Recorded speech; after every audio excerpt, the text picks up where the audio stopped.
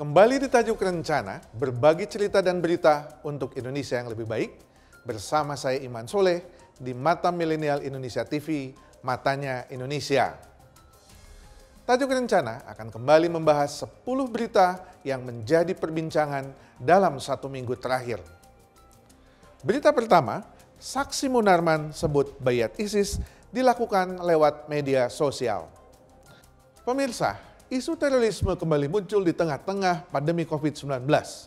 Persidangan tersangka terorisme Munarman yang terkait dengan bayat kepada ISIS terus berlangsung dan menghadirkan salah seorang saksi yang berinisial B. B mengatakan bahwa Munarman telah melakukan bayat kepada ISIS, organisasi teroris, setelah Al-Qaeda hancur setelah kepemimpinan Osama bin Laden. ISIS menjadi organisasi teroris yang ditakuti selama ini yang telah menerpa beberapa negara termasuk Indonesia. Beberapa warga Indonesia terpapar dan berbayat kepada ISIS untuk melakukan gerakan terorisme di Indonesia. Salah seorang yang terpapar adalah Munarman yang telah melakukan berbayat kepada ISIS beberapa waktu yang lalu di beberapa tempat di Indonesia.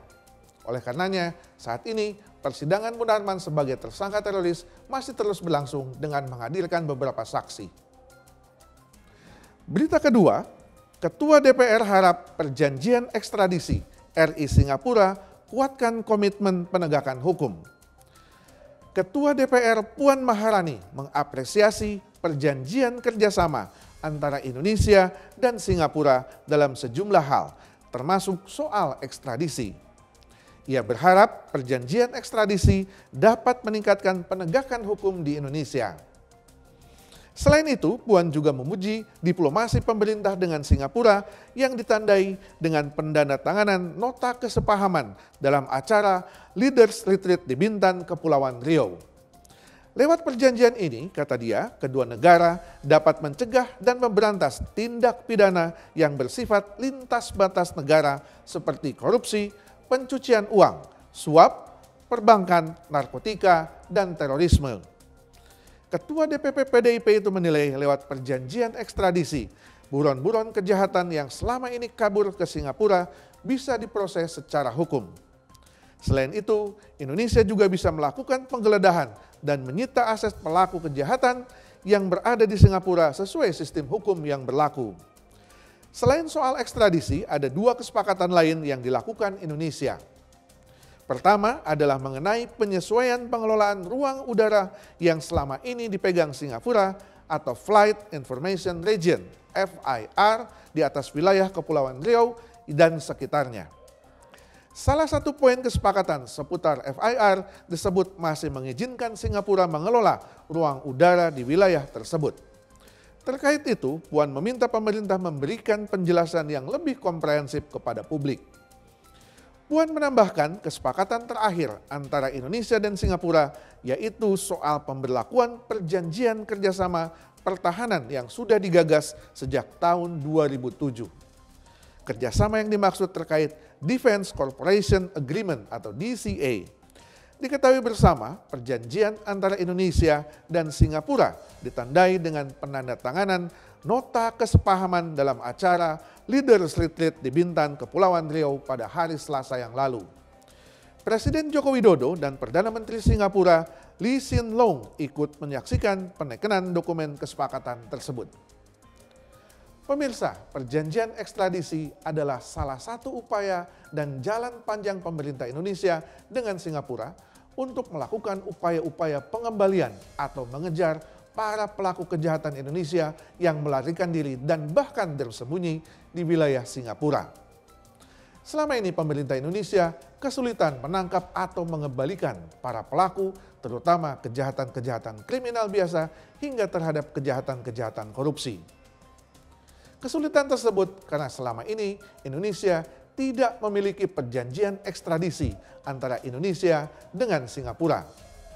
Oleh karena itu, ketidakpemusyawaratan perjanjian itu digunakan oleh para pelaku kejahatan untuk melarikan diri ke wilayah Singapura atau bahkan bersembunyi di wilayah Singapura hingga saat ini.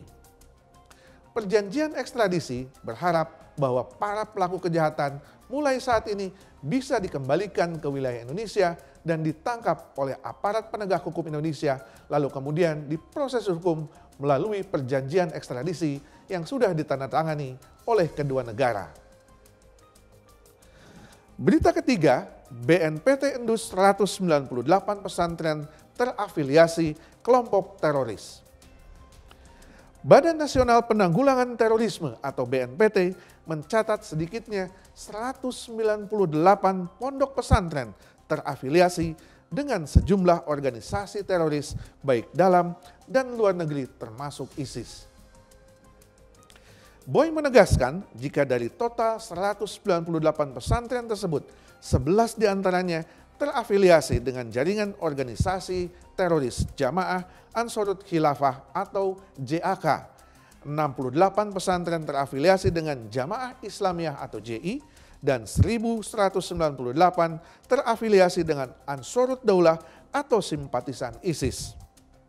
Hal ini disampaikan Kepala BNPT Komjen Polisi Boy Rafli Amar dalam rapat dengan Komisi 3 DPR Selasa 25 Januari 2022. Namun Boy tidak mengungkap lebih lanjut terkait identitas atau nama pesantren yang dimaksud. Boy mengungkapkan dari total 198 pesantren tersebut, 11 diantaranya terafiliasi dengan jaringan-jaringan teroris yang ada di Indonesia. Selain pesantren, BNPT seperti diungkap dalam modul paparan Boy juga memetakan sejumlah rumah singgah di daerah yang diduga milik jaringan terorisme. Rumah tersebut tersebar di beberapa daerah di Jawa Barat seperti Depok, Karawang, dan Cilacap. Di Kota Depok, BNPT ada rumah singgah terafiliasi dengan kelompok teror yang turut mengelola 110 kontrakan, kendaraan, dan 3 unit usaha makanan hingga toko herbal. Di Cikampek, Karawang, rumah singgah milik kelompok teror mengelola sedikitnya 30 kontrakan, 7 unit kendaraan, dan 2 unit usaha sembako dan konveksi pakaian. Lalu di Cilacap, Jawa Tengah, rumah singgah tersebut mengelola 3 kontrakan dan beberapa kendaraan bermotor. Rumah singgah tersebut juga terdeteksi berada di kawasan Solo dengan mengelola model usaha yang serupa. Pemirsa, pernyataan Kepala BNPT Komjen Pol Boy Rafli Amar menegaskan bahwa terorisme ternyata masih ada di Indonesia. Data-data yang disampaikan oleh BNPT cukup mengkhawatirkan publik. Betapa tidak, beberapa rangkaian menunjukkan bahwa ada afiliasi pesantren dengan kelompok terorisme. Di samping ini, ternyata secara kegiatan yang tersembunyi, kelompok-kelompok terorisme masih melakukan kegiatan-kegiatan dalam melakukan penggalangan dana bagi kegiatan terorisme. Oleh karenanya, data-data yang disampaikan BNPT perlu menjadi kewaspadaan masyarakat bahwa terorisme masih ada. Berita keempat, Omikron meningkat, Jokowi sebut masyarakat untuk tetap tenang dan menerapkan protokol kesehatan. Presiden Joko Widodo meminta masyarakat tetap tenang menghadapi kenaikan kasus COVID-19 akibat varian Omikron. Namun demikian, ia juga mewanti-wanti seluruh pihak untuk disiplin menerapkan protokol kesehatan.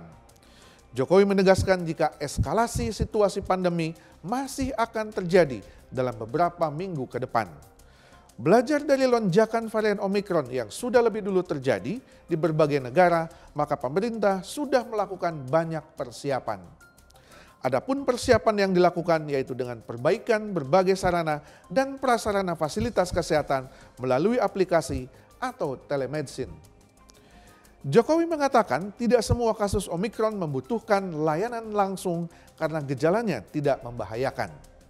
Ketika tes PCR menunjukkan hasil positif tanpa gejala, kata Jokowi, warga dapat melakukan isolasi mandiri di rumah selama 5 hari. Sementara itu, jika hasil tes PCR positif disertai gejala batuk, pilek atau demam, warga dapat menggunakan layanan telemedicine ke puskesmas atau ke dokter terdekat. Presiden pun mengingatkan masyarakat untuk menjaga kesehatan masing-masing dan meningkatkan imunitas. Sebagaimana diketahui, angka penyebaran virus corona varian Omikron di Indonesia terus merangkak naik. Hal itu sejalan dengan meningkatnya penambahan kasus COVID-19 harian. Pemerintah melaporkan penambahan 9.905 kasus baru COVID dalam 24 jam terakhir.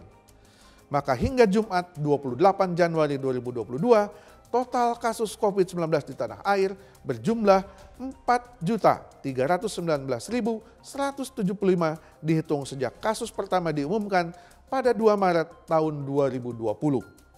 Kasus aktif juga bertambah 7.870 sehingga total saat ini ada 43.574 kasus aktif COVID di Indonesia.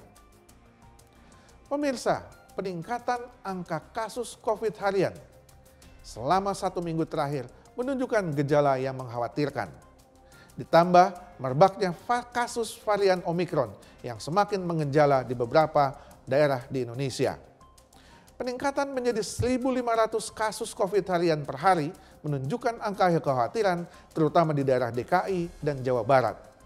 Selain itu, penyebaran kasus varian Omikron juga semakin mengejala. Walaupun pemerintah mengatakan bahwa kasus varian Omikron tidak terlalu dikhawatirkan dibandingkan dengan kasus COVID sebelumnya, tetapi varian Omikron membuat kekhawatiran masyarakat di beberapa daerah. Terbukti, masyarakat semakin menginginkan virus atau penyuntikan vaksin ketiga atau booster di beberapa daerah. Selama ini, program vaksinasi nasional telah berlangsung lancar sehingga memunculkan herd immunity di beberapa daerah. Tetapi bertambahnya kasus varian Omikron kembali membuat masyarakat khawatir, sehingga meningkatkan protokol kesehatan menjadi hal penting yang harus dilakukan oleh masyarakat saat ini. Berita kelima, Wakil Presiden Ma'ruf Amin sebut jika 5% murid positif COVID, sekolah harus ditutup sementara. Wakil Presiden Republik Indonesia Ma'ruf Amin memastikan sekolah yang menjalani pembelajaran tatap muka atau PTM 100% akan ditutup sementara bila terdapat 5% muridnya yang terinfeksi virus corona atau COVID-19. Ma'ruf juga menambahkan jika PTM di sekolah yang ditutup dapat dibuka kembali sesuai kondisi kesehatan para peserta didik di sekolah tersebut. Adapun PTM yang sudah memiliki aturan yang disesuaikan dengan level PPKM, Ma'ruf memastikan kesehatan peserta didik dan pendidik menjadi syarat utama bagi terselenggaranya PTM 100% selama ini. Di sisi lain, Ma'ruf menyatakan pemerintah sudah memperkirakan bahwa pada bulan Februari dan Maret 2022 akan terjadi penularan virus corona yang semakin meningkat. Ia mengatakan hal itu seiring dengan perkembangan varian Omikron di seluruh dunia.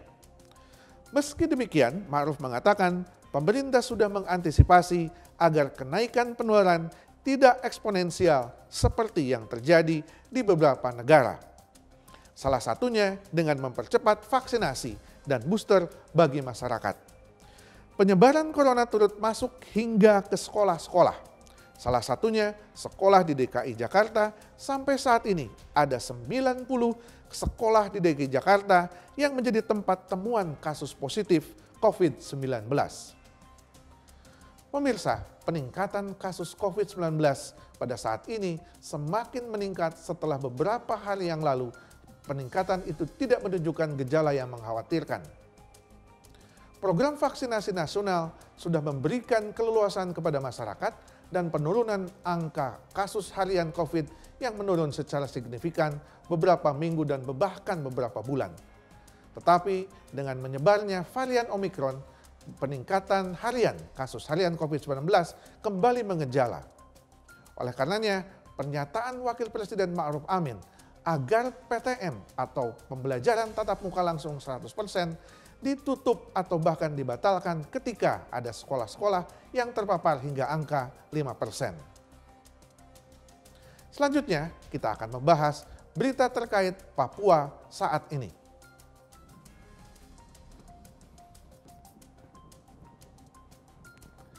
Selanjutnya, kabar dari Papua. 3 prajuritnya gugur, TNI tak akan tambah pasukan di Papua. Tentara Nasional Indonesia atau TNI tetap mengedepankan pendekatan persuasif dalam menangani kasus kekerasan di Papua. Panglima TNI Jenderal Andika Perkasa malah memastikan tidak akan mengerahkan pasukan tambahan ke Papua usai 3 prajuritnya tewas dalam peristiwa penembakan dengan kelompok separatis dan teroris atau KST Papua di distrik Gome, Kabupaten Puncak Jaya. Ia juga mengakui sudah menerima penjelasan dari jajarannya bahwa TNI tidak pernah sedikit pun berupaya melakukan provokasi. Menurutnya, penyerangan justru terjadi pada saat prajurit TNI sedang melaksanakan tugas-tugas rutin. Lebih lanjut, Andika mengklaim sudah mengantongi beberapa nama pelaku penembakan. Menurutnya, pihaknya akan mengejar para pelaku dan meminta pertanggungjawaban atas perbuatan mereka. Terkait langkah selanjutnya, TNI akan melakukan evaluasi terhadap peristiwa yang sudah terjadi lebih dahulu. Sebelumnya, 3 prajurit TNI tewas dalam baku tembak dengan kelompok teror Papua, Kamis 27 Januari 2022. Sekelompok orang yang mengaku dari organisasi Papua Merdeka menyerang pos TNI dan serangan kedua terjadi pada sekitar pukul 9.37 waktu Indonesia Timur. Kelompok separatis ini pun sudah mengaku bertanggung jawab atas peristiwa tersebut. OPM menyebut kelompok pimpinan Numbuk Telenggen yang menyerang pos TNI. Pemirsa, serangan-serangan terus terjadi yang dilakukan oleh kelompok teroris organisasi Papua Merdeka terhadap TNI di beberapa tempat di Papua. Ini menunjukkan bahwa serangan justru terjadi dilakukan oleh kelompok teroris Papua terhadap kelompok-kelompok TNI di Papua yang sedang berpatroli ataupun melakukan tugas-tugas rutin. Selama ini, kegiatan, serangan yang dilakukan oleh kelompok teroris Papua tidak hanya menyerang kelompok-kelompok TNI, tetapi juga menyerang kelompok-kelompok sipil. Hal ini menunjukkan bahwa eksistensi kelompok teroris Papua masih terus ada. Tetapi hingga saat ini, janji Panglima TNI yang akan merubah pola atau taktik operasi yang dilakukan terhadap kelompok teroris Papua belum menunjukkan tanda-tanda yang menuju ke arah yang lebih baik. Tetapi yang terjadi, bahkan beberapa anggota TNI tewas di tangan atau diserang oleh kelompok-kelompok teroris Papua. Pergantian pola operasi diharapkan akan membawa Papua ke arah yang lebih baik. Pendekatan teritorial atau operasi kemanusiaan yang dijanjikan Panglima TNI diharapkan akan segera terwujud dalam waktu dekat. Berita ketujuh, pemerintah menjamin bahwa Papua aman. Wilayah Papua dan Papua Barat, situasi kondisinya dijamin aman. Meski ada bentrok antar warga di Haruku dan Sorong, serta adu tembak kelompok separatis dan teroris Papua di Gome, Puncak Jaya, pemerintah menjamin bahwa situasi di Papua hingga saat ini dalam kategori aman.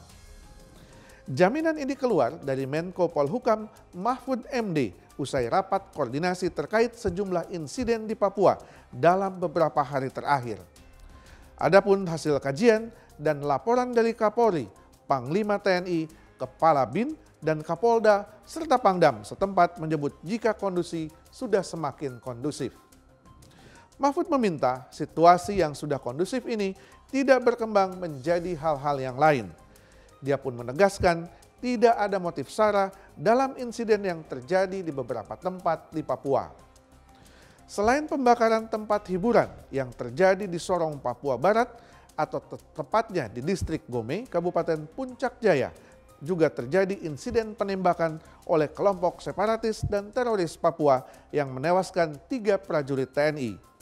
Mahfud menjelaskan hal itu terjadi karena dampak perubahan situasi dengan pendekatan baru TNI. Pemirsa, pernyataan Mahfud MD yang mewakili peran pemerintah yang menyatakan bahwa situasi Papua semakin aman harus didukung oleh semua komponen masyarakat di Papua. Perubahan pola operasi yang dijanjikan oleh TNI dalam operasi-operasi selama ini yang lebih memberatkan kepada pola-pola operasi militer yang dirubah menjadi pendekatan-pendekatan teritorial justru diharapkan untuk semakin meningkatkan situasi keamanan di Papua yang kondusif. Beberapa kasus yang terjadi beberapa hari terakhir menunjukkan bahwa Papua betul-betul belum memasuki kondisi yang aman dan kondusif seperti yang diharapkan oleh pemerintah. Tetapi mudah-mudahan dalam beberapa waktu yang ke depan, situasi semakin aman dan kondusif yang ada di Papua. Semoga janji Panglima TNI yang akan berubah pola operasi dengan pendekatan kemanusiaan akan segera terjadi dan menambah situasi Papua yang semakin aman dan kondusif. Berita ke-8, Edi Mulyadi terancam hukuman 10 tahun penjara.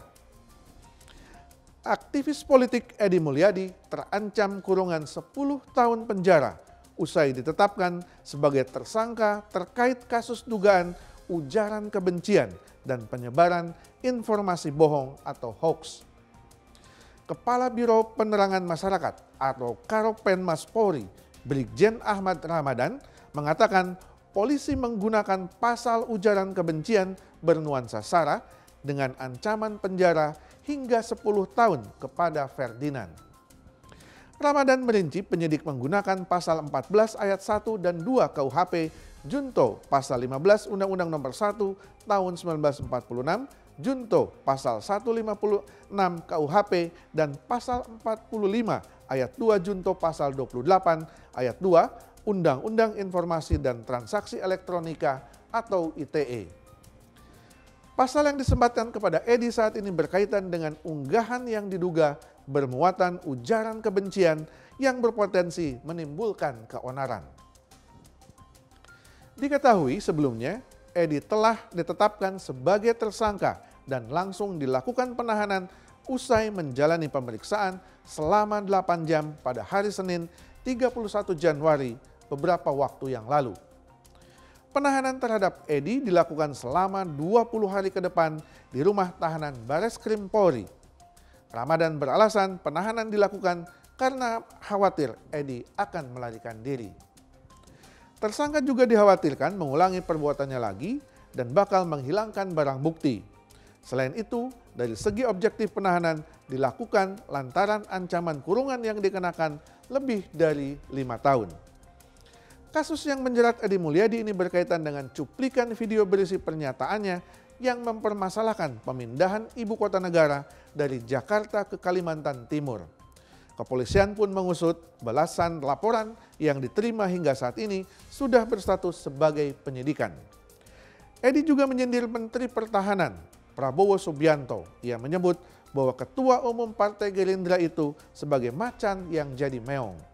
Pernyataan Edi pun menjadi viral di media sosial dan berujung pada laporan di Polda Sulawesi Utara oleh kader-kader Partai Gerindra. Pemirsa, pernyataan-pernyataan yang viral saat ini yang menunjukkan kepada isu-isu sektarian dan kesukuan menjadi viral beberapa hari yang lalu. Pernyataan Edi yang membuat masyarakat Kalimantan terganggu sehingga memunculkan beberapa kegaduhan oleh masyarakat Kalimantan Timur. Edi menyatakan bahwa perpindahan ibu kota negara dari Jakarta ke Kalimantan Timur tidak menjadi efektif, bahkan dianggap terlalu jauh dengan istilah tempat jin membuang anak. Hal ini membuat masyarakat Kalimantan Timur menjadi gusar dan melakukan beberapa aksi-aksi penolakan. Oleh karenanya, penahanan Edi oleh kepolisian menjadi langkah yang tepat agar ini tidak menjadi terulang oleh individu-individu lain yang melontarkan pernyataan-pernyataan yang mengarah kepada perpecahan yang bersifat kesukuan, rasialisme, dan agama. Berita ke-9, 24 tahun menanti gaji, guru honorer membakar sekolah dan hanya dibayar 6 juta rupiah. Munir Alamsyah, guru honorer SMPN 1 Cikelet, Garut, Jawa Barat, yang selama 24 tahun menuntut gajinya dibayarkan, akhirnya hanya mendapat bantuan 6 juta dari Dinas Pendidikan Kabupaten Garut. Sebelumnya, ia sempat membakar sekolahnya pada 14 Januari 2022 karena kecewa honornya hanya 6 juta buah mengajar saat pada tahun 1996 hingga 1998 yang tidak kunjung dibayarkan. Dinas Pendidikan Kabupaten Garut, Jawa Barat memberikan 6 juta kepada Munir sebagai bentuk prihatin sekaligus menuntaskan masalah klaim utang honor selama tersangka mengajar di sekolah itu. Ade menuturkan Dinas Pendidikan Garut bertanggung jawab atas kasus Munir yang membakar bangunan SMPN 1 Cikelet tempat mengajarnya dulu. Guru honorer mata pelajaran fisika di SMPN 1 Cikelet tahun 1996 sampai tahun 1998 yang memiliki kecerdasan dan menjadi kebanggaan sekolahnya. Bantuan yang diberikan kepada Munir Alamsyah itu bisa menyelesaikan masalah dirinya yang selama ini selalu memikirkan honor yang belum dibayarkan selama menjadi guru honorer. Kepolisian Resor Garut juga menghentikan proses hukum Munir setelah pihak sekolah mencabut laporannya.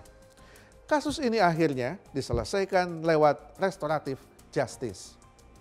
Kapolres menyampaikan mantan guru itu sempat menjalani pemeriksaan hukum, namun akhirnya dilakukan kesepakatan memaafkan pelaku dan kepolisian memutuskan pembebasan tuntutan berdasarkan Peraturan Kepolisian Nomor 8 Tahun 2021 terkait masalah penanganan tindak pidana berdasarkan keadilan restoratif.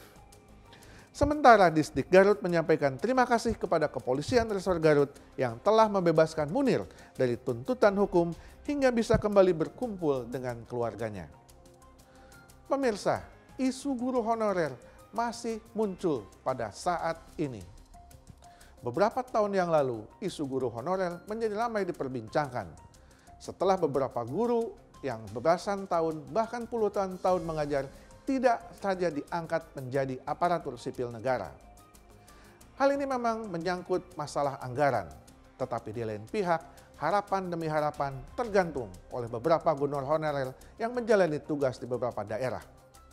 Kasus Munir di Kabupaten Garut menunjukkan bahwa tidak ada ketegasan dari pihak pemerintah untuk membayarkan gaji para guru honorer.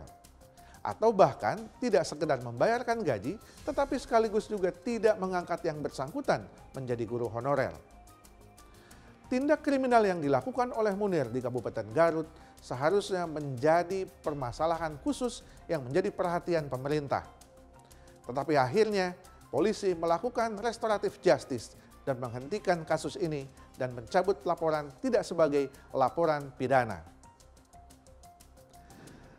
Berita ke-10, Jokowi minta Kapolri untuk mengusut tuntas soal permainan karantina. Presiden Joko Widodo meminta Kapolri Jenderal Listio Sigit mengusut tuntas praktik permainan dalam pelaksanaan karantina pelaku perjalanan luar negeri atau PPLN. Jokowi juga meminta supaya disiplin dalam melakukan pengetatan di pintu-pintu masuk internasional dan pelaksanaan proses karantina PPLN dilakukan secara benar. Hal ini tidak lepas dari unggahan Sandiaga Uno di Instagram pribadinya ketika ada seorang warga negara asing asal Ukraina yang mengeluh soal karantina di salah satu hotel di Jakarta. Wisatawan asal Ukraina yang membawa serta anak perempuannya rencananya ingin berwisata ke Bali. Tetapi pada hari terakhir karantina di Jakarta timbul permasalahan. Merasa ada yang janggal dengan hasil tersebut, wisatawan asal Ukraina itu pun memohon pertolongan agar dilakukan tes PCR kembali. Hanya saja petugas hotel diduga tidak mengizinkan wisatawan itu untuk melakukan tes PCR dari pihak lain selain yang telah disediakan. Wisatawan itu justru diberikan tawaran perpanjangan karantina dengan biaya besar ketika hendak meminta tes PCR ulang. Mengalami hal tersebut, wisatawan ini merasa ditipu. Hanya saja petugas hotel diduga tak mengizinkan wisatawan itu melakukan tes PCR dari pihak lain. Dihubungi pada Minggu 30 Januari pagi, Sandiaga Uno menegaskan tak segan untuk menindak pihak-pihak yang berlaku curang dan mencoba memanfaatkan situasi pandemi COVID-19 untuk mendapat keuntungan pribadi. Pemirsa, permainan karantina hingga saat ini masih terus berlangsung.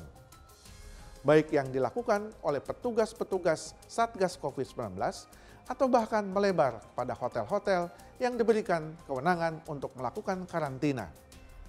Tidak hanya memasang tarif yang mahal, tetapi juga melakukan tes yang diragukan oleh para pelaku tes PCR pada saat hotel karantina. Kasus yang disampaikan oleh warga Ukraina menunjukkan bahwa permainan itu ada. Dan bahkan itu terang-terangan dilakukan hotel-hotel di Jakarta. Pemerintah tampaknya harus berlaku tegas kepada para pelaku permainan karantina. Hingga permasalahan ini harus segera berakhir dan bahkan ini terkait kepada manajemen penanganan kasus COVID-19. Di tengah-tengah semakin meningkatnya penyebaran kasus COVID-19 harian, permainan karantina menjadi fokus utama perhatian bahwa selama ini ternyata manajemen penanganan COVID-19 di Indonesia masih belum optimal. Terima kasih telah menyaksikan Tajuk Rencana. Saya Iman Soleh, pamit undur diri. Tetap saksikan terus Tajuk Rencana hanya di Mata Milenial Indonesia TV, matanya Indonesia.